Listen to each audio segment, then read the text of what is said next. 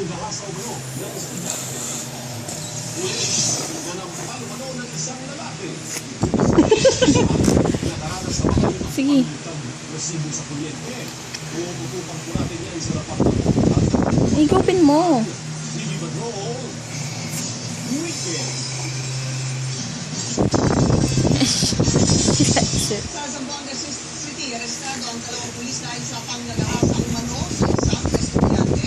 Kinilala ang mga Higupin mo maayos. Mahirap kaya tanging. galing at PO1 Juvenile State Company na kapwa naka-assign sa Zamboanga City Provincial Police Office.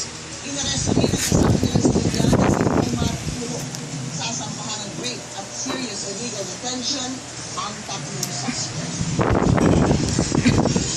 Ihak, baby. Puwas mo to. CCTV ang pananampal umano ng isang pulis Pating na. Uli no, nakuha mo na oh. Nga.